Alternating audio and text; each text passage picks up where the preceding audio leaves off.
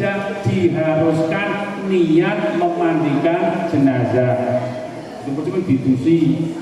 Kalau mungkin agak takut karena niat memandikan jenazah. Kalau takut ya batin saja, nggak usah niat. Mungkin aku kedusi jebok tak ngomong. Tapi coba nih lu balik kedusi itu, mosok balik dianggap jebok gitu kan. Jadi memandikan jenazah itu hukumnya wajib. Tapi niat memandikan jenazah hukumnya sunnah. Jadi tidak niat nggak apa-apa itu boleh. Terus, adapun sempurnanya memandikan mayit adalah dengan 3 atau 5 atau 9 kali. Yang penting ganjil.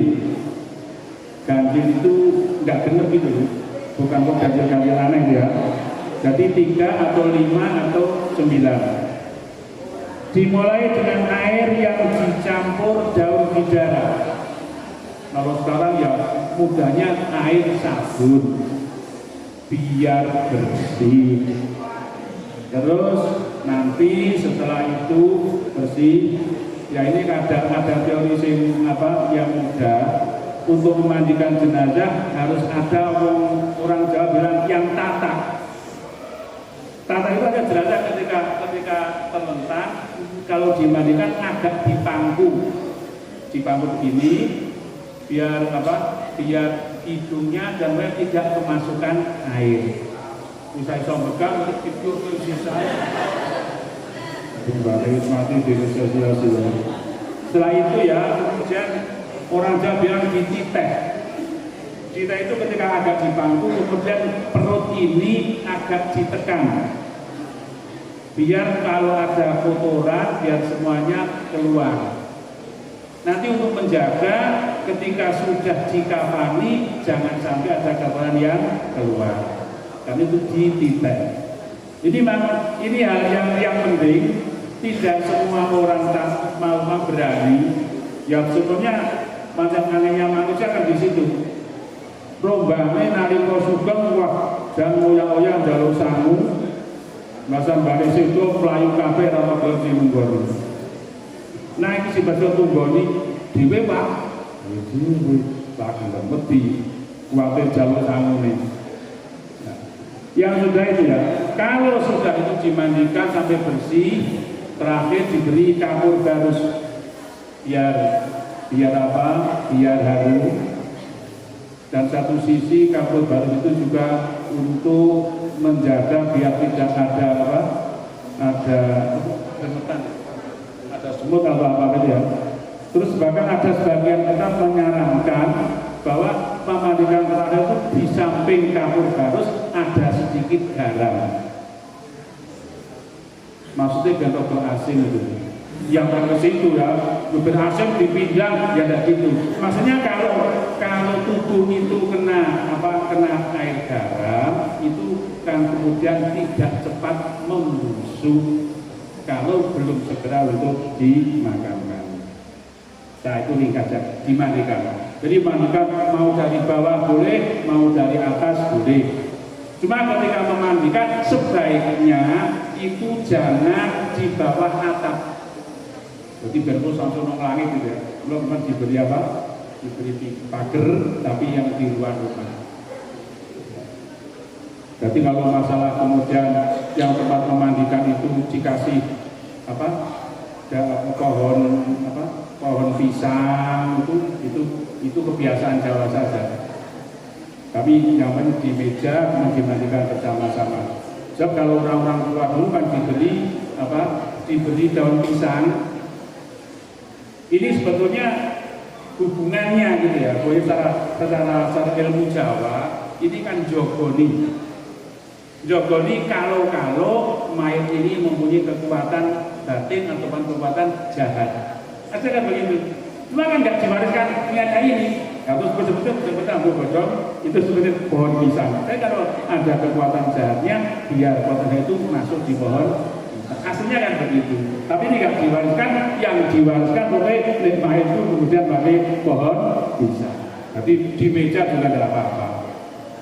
Sudah, kalau sudah dimandikan, kemudian mayatnya itu dikafani, ya kemudian dihandui, disebeti, dan yang memandikan kepada mayit ini yang paling utama adalah keluarga.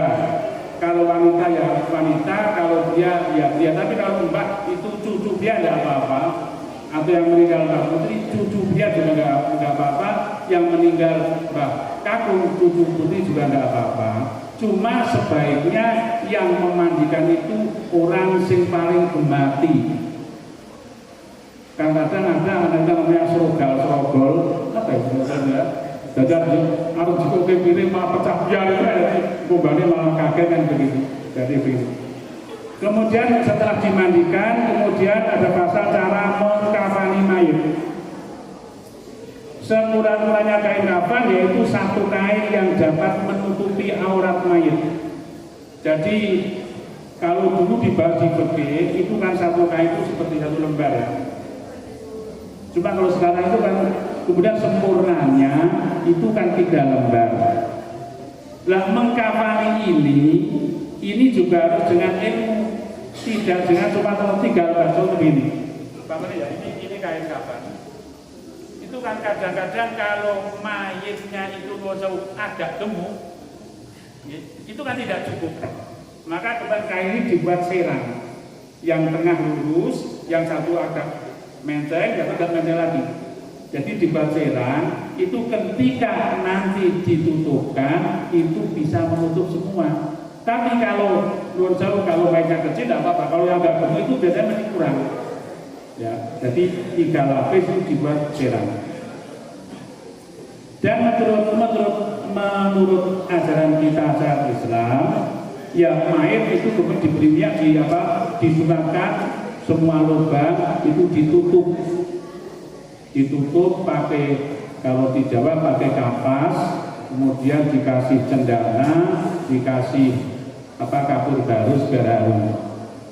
Ya sebenarnya tidak harus kapuk itu, tapi kemudian di Jawa sudah dipakai kapuk karena orang Jawa itu sering pakai filosofis.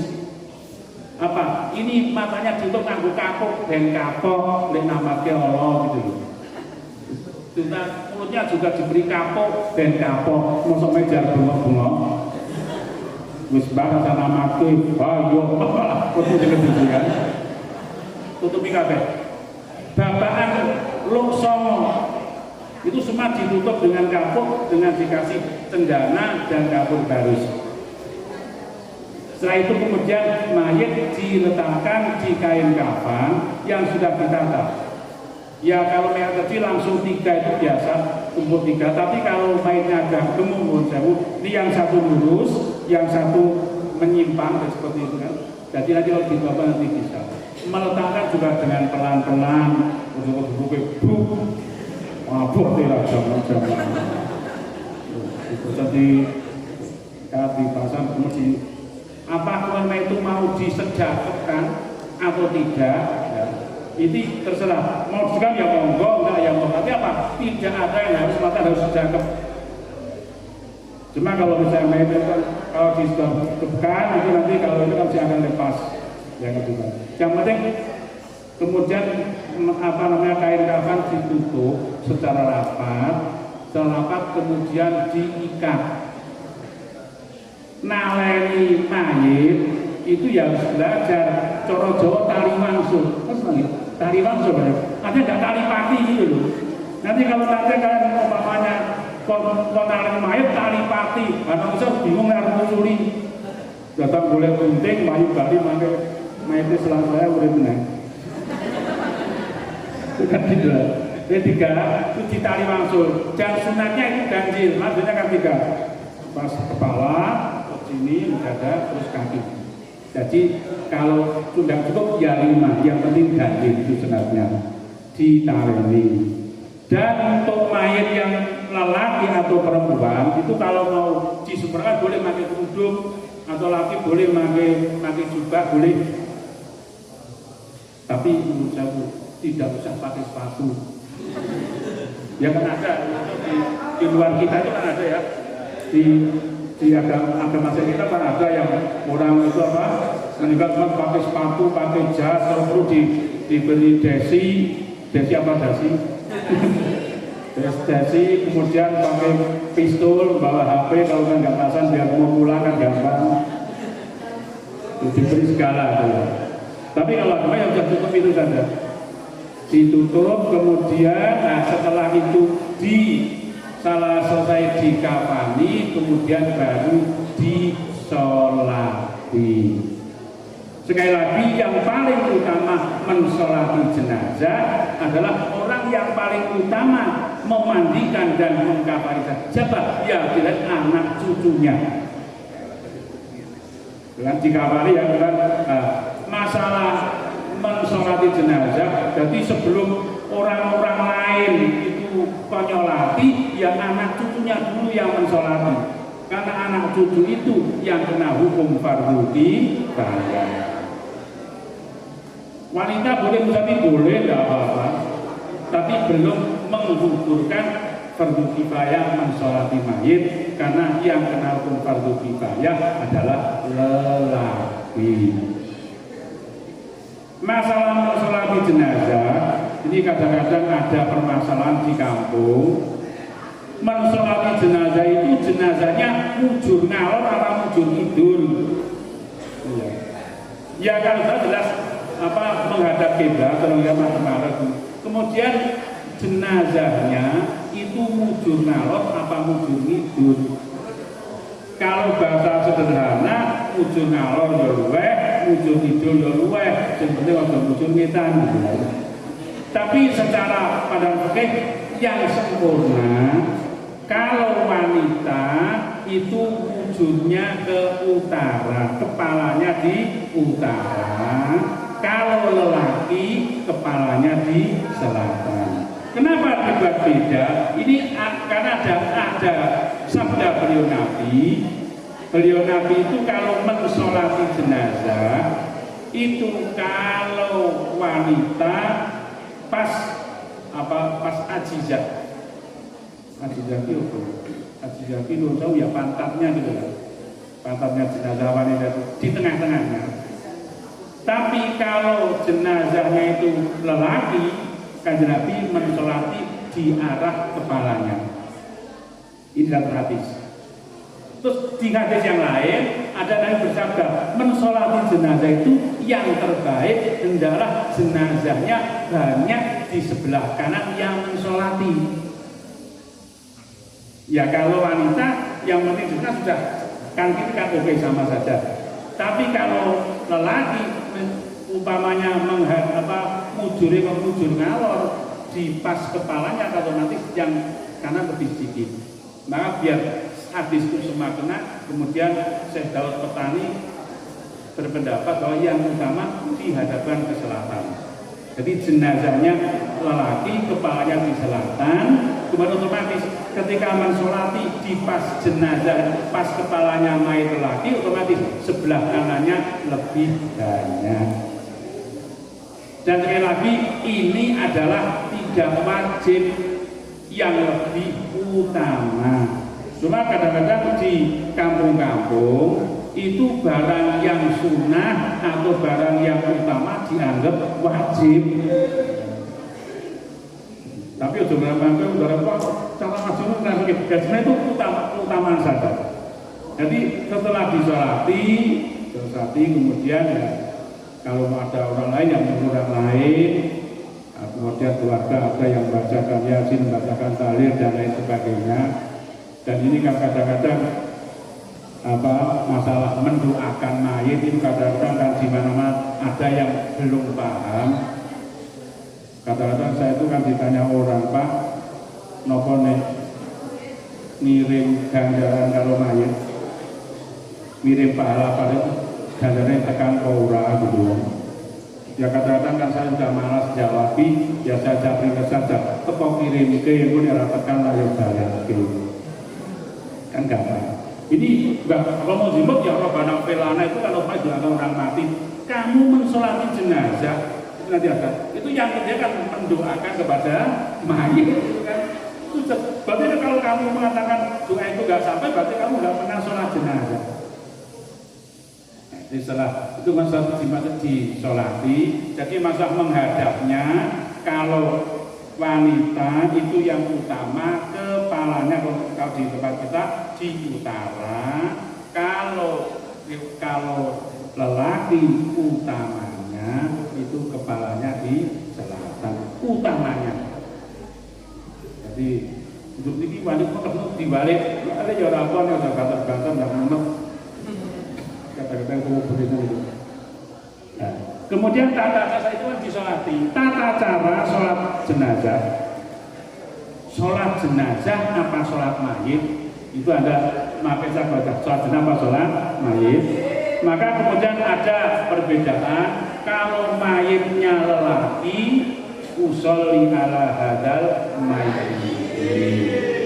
Kalau mayitnya perempuan, usolli ala hadil mayitati. Ini sebenarnya permasalahan bahasa. Kalau di pondok kadang-kadang dipakai guyonan. Boleh tidak kalau saya mensolati mayit wanita, tapi saya mengatakan mayitati. Atau saya mensolati mayit wanita, saya mengatakan kalau mayit wanita saya mengatakan hadal mayiti. Kalau mayit laki saya mengatakan hadil jenazati. Boleh apa enggak? Itu kalau di pondok. Nah, ini secara disiplin bahasa, sebenarnya kan itu hanya kembalinya pada bahasa. Di bahasa Arab yang baik, itu kalau manusia meninggal, itu namanya mayit. Mayit itu lelaki ya mayit, wanita ya mayit. Bukan mayitati. Kalau mayitati nanti jadi bangkai. Ya. Jadi kalau mayit itu lelaki ya mayit, wanita ya mayit. Kalau mayitati menjadi bangkai. Jadi jangan karena wanita misalnya hadil mayitati, jangan. Kalau mau pakai kata mayit ya usolli ala hadal mayit tidak apa. Meskipun mayitnya apa? Mayitnya wanita. Tidak kan apa? Mayit itu kan wanita ya mayit, lelaki ya mayit. Ini yang dianggap ada bahasanya dalam bahasa Arab namanya mayit itu lafaznya mudzakkar. Maka memakai hadal mayit. Kalau jenazah itu lafaznya muannas. Karena jenazah taknya. Jadi meskipun mayitnya laki, kalau hadil jenazah tidak apa-apa. Cuma sekadung ngerti namanya mayit itu kok dimuni hadal mayiti wah rapat ngerti ngaji. Padahal malah kepinter bisa itu ngerti Pak, saya lebih pas sebenarnya. Karena mayit dan mayit dan jenazah. Jadi Pak seperti ini mumpung ketemu saya kemarin saya sampaikan ketika yang kemarin masalah niat di bulan Ramadan itu nawaitu samahuddin an adai fardhi sahri Ramadhani hadhihi sanati. Kalau Anda mau Ramadan boleh, enggak apa-apa. Yang penting jangan dimudahkan. Jadi kalau nawaitu samahuddin an adai fardhi sahri Ramadhana ya hadhihi sanata. Kalau mau hadis sanati ya Ramadhani hadis sanati. Ini hubungannya bukan masalah sah dan tidak sah, bahasanya baik apa tidak. Jadi kalau yang sudah disiplin ilmu nahunya lumayan, prosok. Karena yang pastinya kalau kamu mau kemana, saya mau ke Yogyakarta, sampai nanti aku harus ngayu Jakarta. Ini kan bahasa yang baik. Tapi kan tidak ada salah. Sampai mau kemana? Pulau ajeng teng Yogyakarta. Ya tidak apa-apa. Cuma tidak luas. Ajeng teng Yogyakarta. Ajeng teng ngayu Jakarta. Jadi saya mau ke ngayu Jakarta. Ini kan mau ke Yogyakarta. Nah, jadi seperti tadi. Ramadhani hadis sanati dan Ramadhana hadis sanati. Kurang pas. Tapi karena itu tidak masuk di dalam dalam ibadah, keliru siting tidak apa-apa itu, tidak apa-apa. Ya karena memang zaman ini kan sering saya sampaikan bahwa saya ini kan wong Jawa rapat Jawa, wong Jawa rapat Jawa ya awet itu manggon wong Jawa, serabungi wong Jawa, makme maman Jawa, ning ngomong Jawa rapat iso. Itu kan kita. Ya seperti saya itu di rumah itu antara santri-santri itu kadang-kadang kalau mau pamit, Mbak, napa? Nyuwun permisi, kula badhe kunjung. Tapi enggak banget ini tulisan. Itu kan saya badhe waksu atau badhe mantu. Jadi kadang kalau itu yang tahu kan kalau yang merasakan bahasa Jawa, kalau dia ya selalu kalau menipu duran semut ya masalah. Nah ini bahasa sederhana ini yang saya sampaikan. Awet dhewe manggon Jawa, pakanane basane panganan Jawa, serawungi wong Jawa. Ning mergo enggak belajar bahasa Jawa, ya jadilah pakai bahasa Jawa salah. Nah kalau ditingkati apalagi masalah agama, kita jauh dari beliau Nabi, ya jauh tempat, jauh waktu, jauh hubungan keluarga, belajar agama kok tidak pas, ya nanti akibatnya sekarang akan terjadi. Islam kok garis keras, Islam garis keras, wong aslama muslimu itu Islam. Quran dimulai hampir setiap surat kecuali Baroah dimulai dengan Bismillahirrahmanirrahim, dengan nama Allah yang Maha Pengasih lagi Maha Penyayang. Ini kalian kudu dipahami, ben nang Joko tamat aja gampang melu-melu wong sing Islam garis keras. Islam itu memang benar dan harus disampaikan kebaikan, tapi tidak dengan cara yang kasar dan keras. Dulu pernah ya kita ada Khalifah Bani Abbas yang terkenal, itu Khalifah Al-Ma'mun. Beliau putranya Khalifah Harun Ar-Rasyid. Karena dia seorang alim, itu dia memberikan ulama kebebasan. Tiap badal rumah silahkan ulama baca pergi ke istana untuk menyampaikan kritik apapun kritiknya kepada Khalifah Al-Ma'mun. Ketika itu kemudian ada seorang ulama mengkritik dengan keras, luar biasa, dengan bahasa yang kasar. Khalifah Al-Ma'mun menjawab dengan santai, Pak, maaf ya Pak, tolong sampaian bicaranya yang halus. Nah, berarti kan ini ya, ini untuk depan Anda untuk saya bayangkan. Ya, kenapa? Allah mengutus orang yang lebih baik dari Anda kepada orang yang lebih jelek daripada saya. Sekali lagi, Allah mengutus orang yang lebih baik dari Anda kepada orang yang lebih jelek daripada saya. Tapi Allah memberikan firman, wa qula lahu qaulan layyinan la'allahu yatadzakkaru aw yakhsha. Musa dan Harun, kalian berbicara dengan Fir'aun dengan qaulan layyinan, dengan bahasa yang halus. Siapa tahu dia la'allahu yatadzakkaru aw yakhsha.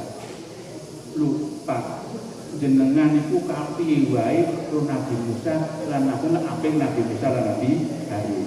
Mula dolima kaya apa jare Khalifah Allah kan apik timbang Fir'aun, karena saya tidak pernah menjadi penguasa mengaku sebagai pangeran. Beda karo Fir'aun sing mengucap ana rabbukumul a'la. Aku temen-temen. Jadi wong Nabi Musa didhawuhi karo Fir'aun sing gas gendenge saja Allah tidak memperbolehkan untuk bersikap keras. Apalagi dengan kita ya. Nah, timbang sholat itu boleh usolli ala hadal maiti lelaki ataupun perempuan. Demikian juga untuk boleh pakai usolli ala hadhil jinazati, lelaki ataupun perempuan. Cuma sing gampang biar ada digeger ya, kalau maitnya lelaki ala hadal maiti, kalau maitnya perempuan ala hadhil jinazati. Jangan kamu ikut ala hadhil maitati. Maitati itu maknanya bangkai. Jadi aku nanti maitati namanya bangkai wangi kecil tengah itu. Tapi kan kata mait itu mudakar, sudah jimuan naskah. Itu nosnya benar tapi segi bahasa kurang benar. Nah kemudian setelah itu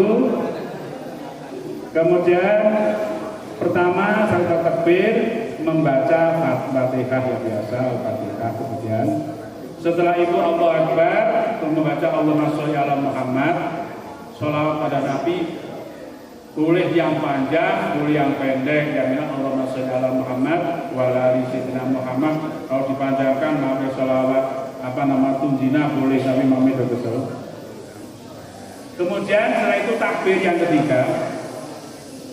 Kalau mayitnya lelaki, Allahumma ighfir lahu warhamhu. Kalau mayitnya perempuan, Allahumma ighfir laha warhamha. Terus setelah itu kemudian takbir yang terakhir, takbir yang keempat. Kalau itu kemudian doaku bagi mayit, Allahumma la tahrimna ajrohu kalau laki, Allahumma la tahrimna ajroha kalau wanita. Allahumma la tahrimna ajrohu wa la tahrimna badahu kalau laki, Allahumma la tahrimna ajra wa la tahrimna badaha. Terus salam. Selesai salam, maka proses memandikan, mensolati jenazah selesai.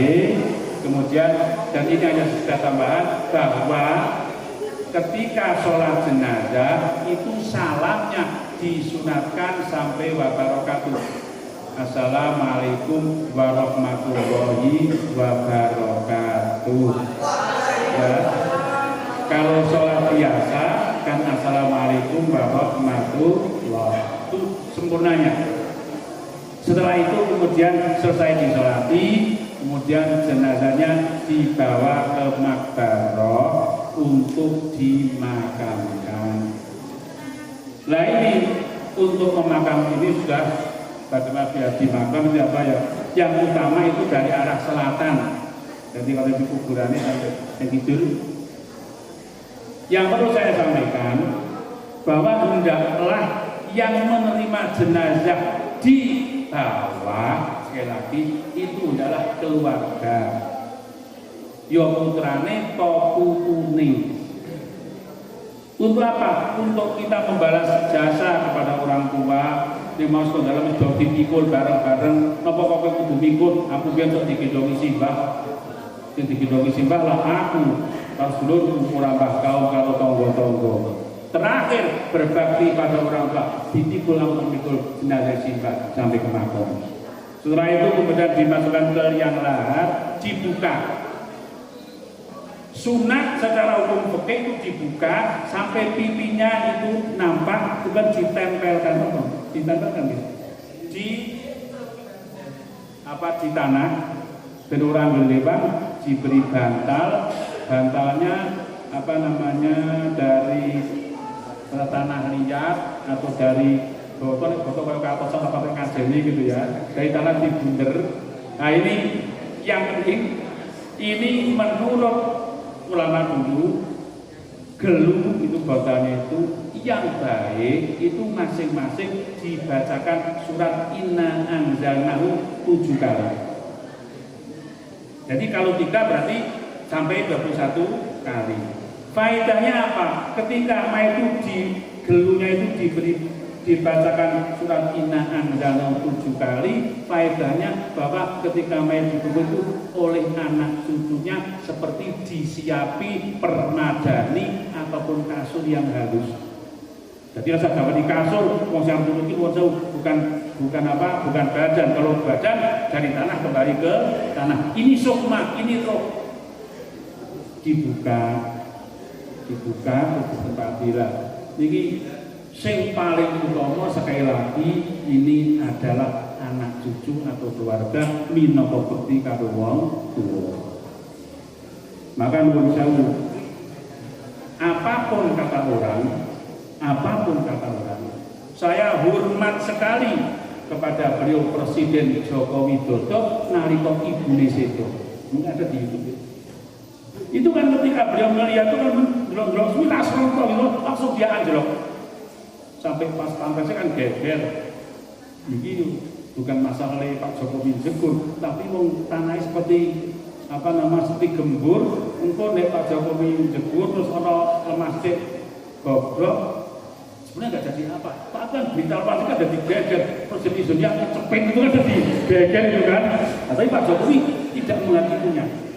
Tapi karena Pak, ini yang meninggal adalah ibu.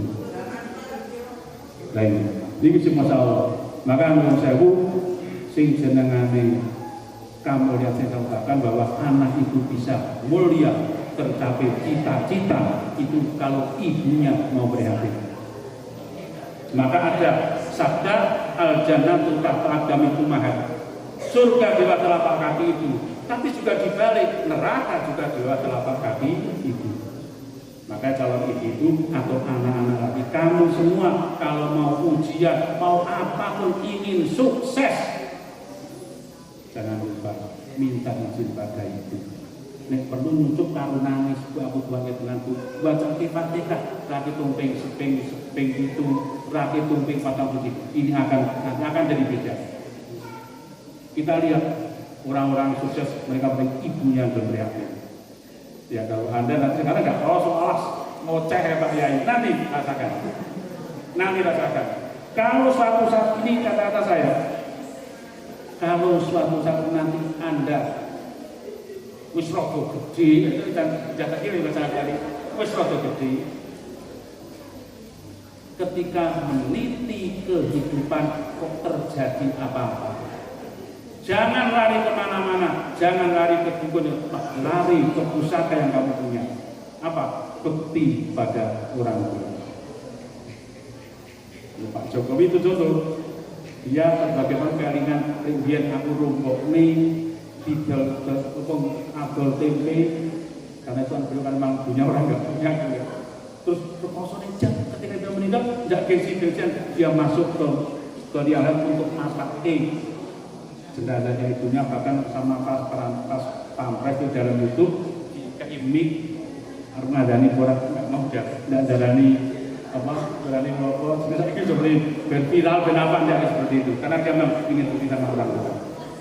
Jadi sekali lagi, Bapak ketika menurut saya nanti di Bapak itu adalah keluarga. Kalau biasa nonton, kemudian Mbak Putri situ ibu dia pulau kali Bapak.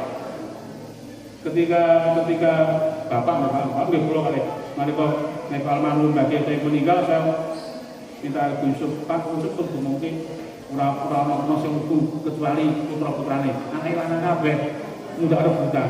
Kemudian saya dengan usia 4 atau saya yang bungsu wanita bilang, Mas kamu itu meru, Pak betul Pak, ya betul apa? Demikian juga ketika ibu saya juga ikut mereka Pak. Ini kalau orang lain mau bertahu gelem, kodoti jadi rumah itu, kodoti terus saja. Makanya Mbak Dewi, Bapak Dewi, ya sudah. Ini bukti saya pada orang tua, bukti saya sama ibu, bukti saya sama apa, bukti saya kembali. Tak usah ini orang tidak gelom.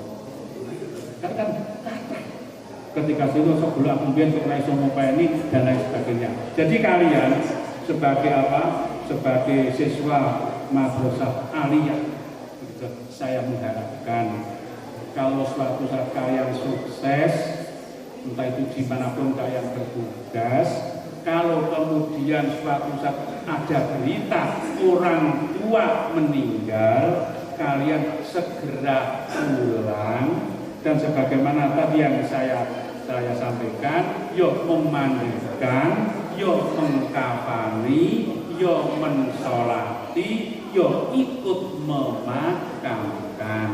Ojo meh sukses balik langsung go handicap. Semuanya ngomong pasku dituju kabeh nyuting. Kemudian aku tambah ini Fatihah rukun, malah ini misotingan. Ya, jadi ini. Kemudian setelah jenazah sudah dibuka, ya, tali ini dibuka, maka ternyata sudah tali pati, di belakang juga dibuka. Itu sunnah. Cara kami itu sunnah. Cuma nek cara wong Jawa nek muni sunah rada gelem manut, maka di bahasanya lain. Nek ana mayit kok ora diculi, kok bengi-bengi ana manut diculi.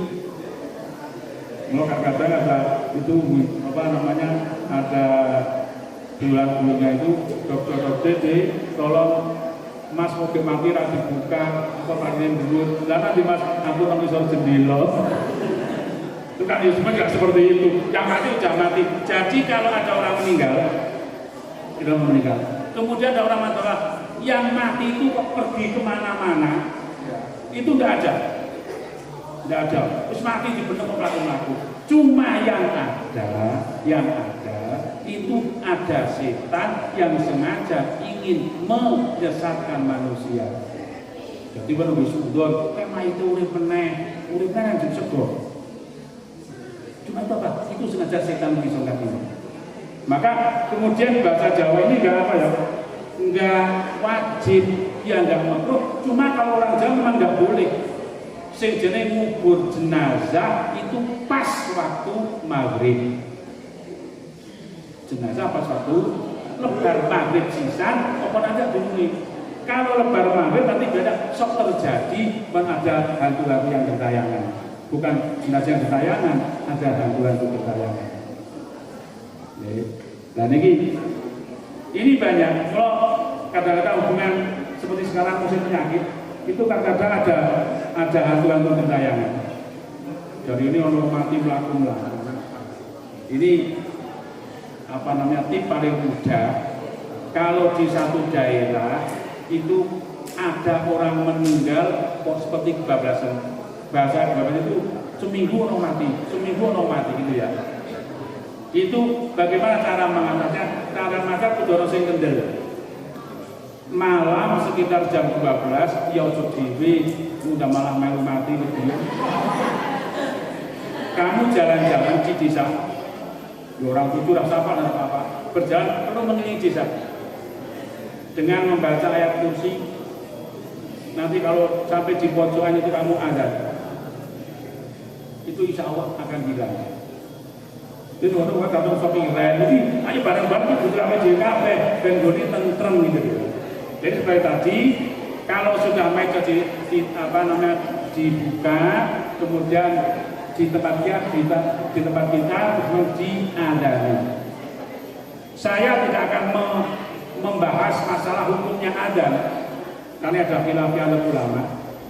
Tapi yang penting secara fisik, secara psikologi, secara kejiwaan, nek awet dhewe nuwun sewu jenazah simbah ketika dikubur kemudian kita adzan, itu menurut saya yang paling penting kita lapor karo simbah, Mbah, biyen nalika kula lahir kali simbah dadani kula ijek kelingan sadurunge setuju lahir ning kula ijek kelingan nek kula niku biyen lahir ceritane bapak kula ibu kula niku diadzani. Kula metu dari rahim ibu ke dunia diadzani, kula minangka bekti kali simbah keluar dari dunia menuju alam barzakh kula gawani sangani adzan. Dan memang seperti nuwun sewu hati penting. Jadi ono cak biyen-biyen lho, cak wis iki cak ketok wis teko kon nampani mayit, kon buka mayit, kon ngadani. Nek kula mau pas di dingklo, dhuwur pasangi gajah loro botol. Rasa kabeh. Ya kan apa? Pemberani dan tidak itu ya. Buat mawon ingkang kula aturaken, ini banyak dengan jenazah. Jadi sekali lagi ketika ada peristiwa meninggal, sudah masalah sing ngabari cari siapa, tapi yang penting keluarga pertama memandikan. Karena itu kalau belum dimandikan belum boleh disolati. Kalau sudah dimandikan kemudian dikafani. Kalau dikafani, meskipun belum dimasukkan ke banduso, itu tidak boleh disolatin apa. Demikian kurang lebih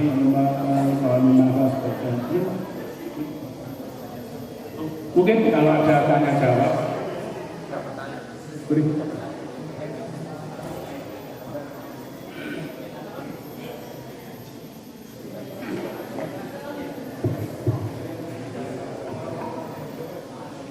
Assalamualaikum warahmatullahi wabarakatuh. Saya Widianto dari kelas 12 kelas 1 katanya.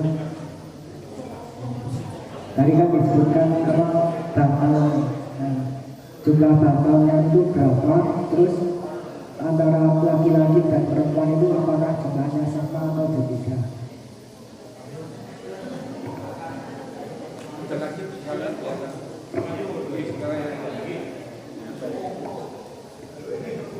Putri mungkin ya. Putri siap-siap. Assalamualaikum warahmatullahi wabarakatuh. Saya ingin bertanya, apakah orang Islam yang meninggal dunia tetapi orang tersebut tidak melaksanakan sholat selama hidupnya, apakah mayat tersebut wajib disolatkan?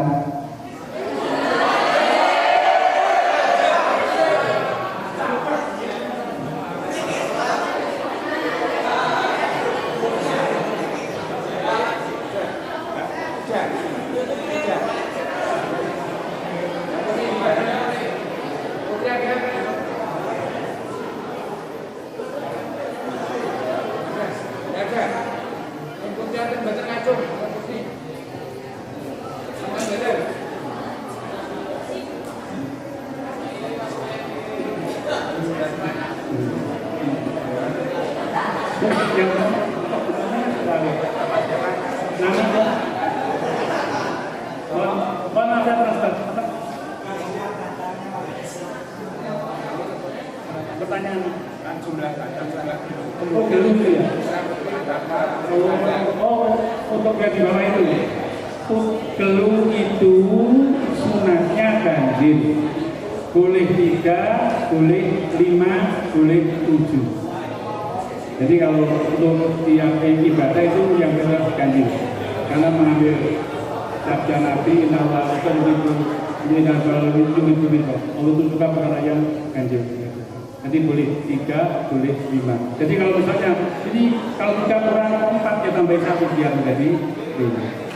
Iya, selagi wanita sama. Cuma itu utamanya dibacakan inna anzalnahu 7 kali. Yang kedua,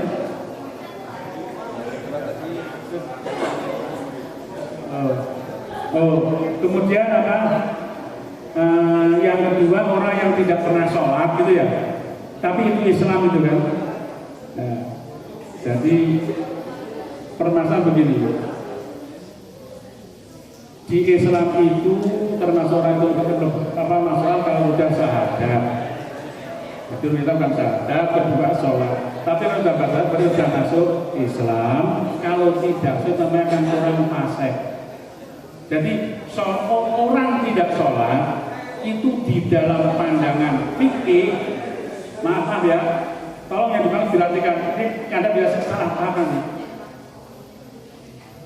Orang tidak sholat dalam pandangan itu 2 macam. Satu, orang tidak sholat karena malas dan tidak sholat karena ingkar. Itu tidak sholatnya sama, jauh sama, tapi hukumnya sangat jauh. Kalau orang yang tidak mau sholat karena malas, makanya dia dinamakan orang Islam yang fasik. Kalau dia bertobat masih diterima tobatnya oleh Allah. Yang kedua, kalau dia tidak mau sholat karena ingkar, tidak hanya sholat, tidak mau melaksanakan syariat karena ingkar, maka hukumnya adalah murtad. Ini hati-hati.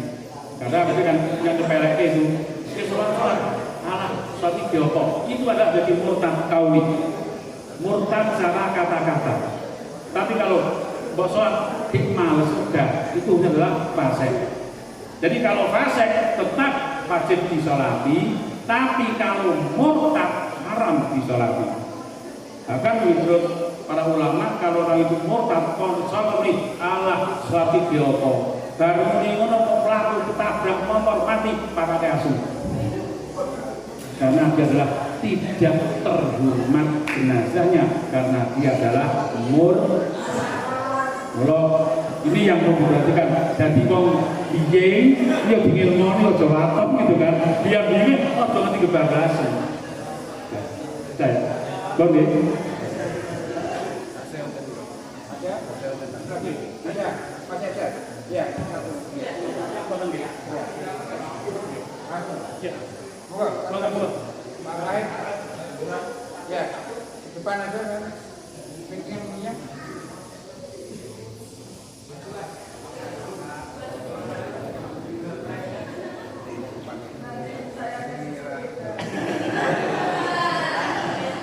Assalamualaikum warahmatullahi wabarakatuh. Saya mau bertanya, kalau orang bunuh diri itu hukumnya wajib disolatkan atau tidak? Kalau orang gila, jika mata suun, wassalamualaikum warahmatullahi wabarakatuh. terima kasih. Bahwa orang yang tidak boleh disolati, terus kami oleh berbani itu adalah satu kafir musuh, kafir harbi. Nomor 2 orang yang murtad. Murtad itu keluar dari agama dengan ingkar. Kalau orang bunuh diri itu kadang dia nggak ingkar, cuma dia putus asa. Ya dosanya tak dosa, tapi tetap kalau bagi yang lain tetap wajib memandikan dan yang ngopeni jenazah orang tersebut. Jadi kalau dia bunuh dia kita tahu persis bunuh dirinya karena dia putus asa atau yang lain. Tapi kalau dia sebelum bunuh diri dia ingkar sama agama, ya hukumnya murtad. Kita tidak boleh ngurusi jenazah orang tersebut. Ya cuma kalau dia orang Islam, kemudian suatu saat kemudian imannya seperti mau terbegal sama setan, kemudian bunuh diri, naudzubillah, maka dia tetap dihukumi Islam. Cuma kanjeng Nabi pernah ada sahabat yang seperti itu ketika berperang, sampai itu luka. Kemudian luka dia nggak betah, kemudian ditambahi, akhirnya karena kekurangan darah, kemudian orang itu meninggal. Kanjeng Nabi mengatakan, kayak dibusi disolati, tapi aku tak kurang. Gitu. Jadi kanjeng Nabi memberitakan pada sahabat tentang ada seorang sahabat yang melakukan seperti itu, bunuh diri, tetap disolati, tapi kanjeng Nabi, aku tak kurang solati. Karena nanti kalau Nabi itu jadi hukum bahwa sebagai apa-apa terus disabang hati kan tadi kamu udah seneng bunuh diri gitu kan, tuh larinya ke sana. Gitu ya. Jadi kalau orang bunuh diri, jadi itu yang paling total itu apa mau diri dengan gantung, apa meminum baygon, apa ya bersatu lah ya. Tapi nanti bunuh diri ya.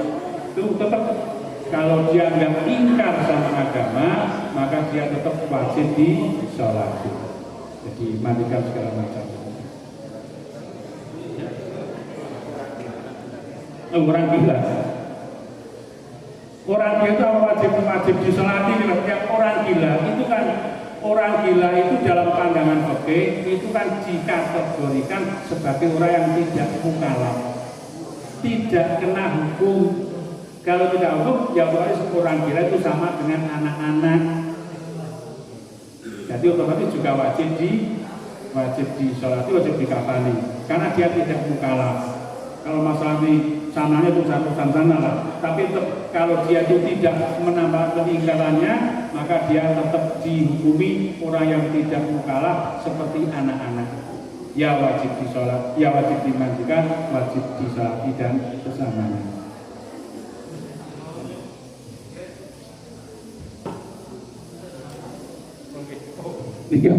Kita mau masbuk. Sebenarnya ada di mau masbuk, kalau ketinggalan itu masbuk itu ada. Cuma di kitab itu dibahas sedikit. Kemudian ada ulama yang istilahnya guyub itu lah. Kok menyodor kok masbuk itu kok dewi yang ngomong itu ya. Tapi ada itu masbuk. Ya kita seperti kitab itu nggak tahu. Ada.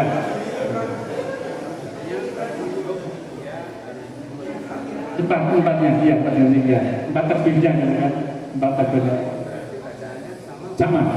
Kalau misalkan ada baku ya, pertama kan kalau dia sudah carry-nya juga jalan sudah Pak DK, salawat itu biasa ya. Pembacaan ya. Yang catanya. Iya, enggak.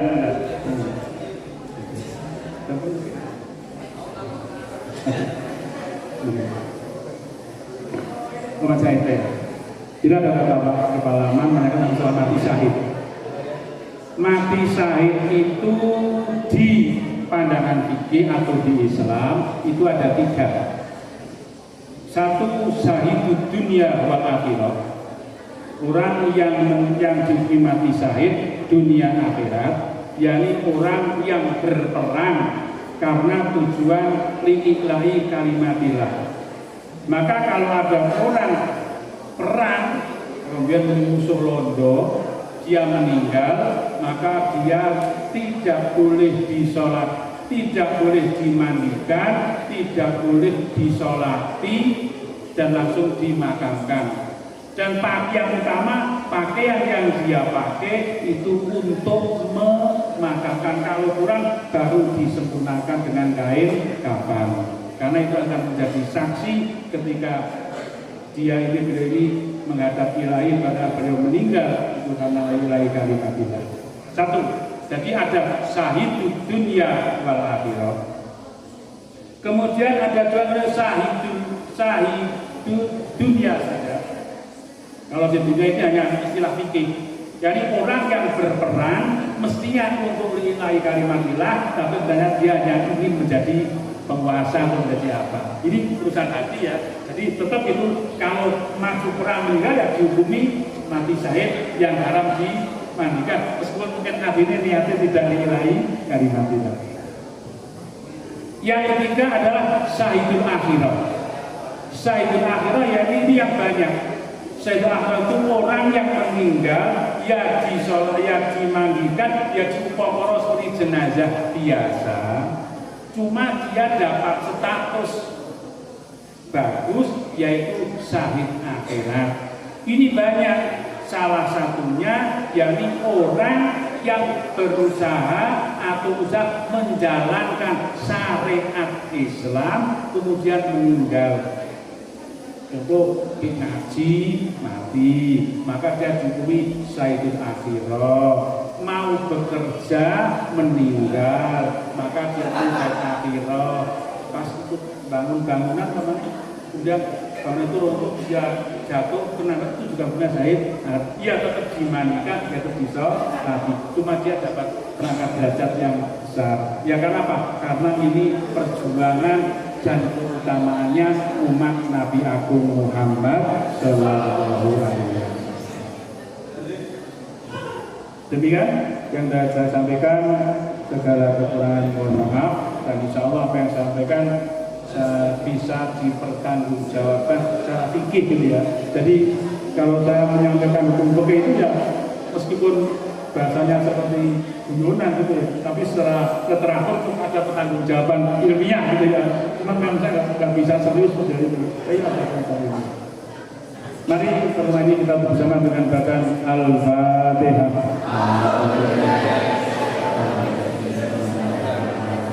Alhamdulillah rabbil alamin arrahmanir rahim maliki yaumiddin iyyaka na'budu wa iyyaka nasta'in ihdinas siratal mustaqim siratal ladzina an'amta 'alaihim. Wabillahi taufiq wal hidayah. Assalamualaikum warahmatullahi wabarakatuh.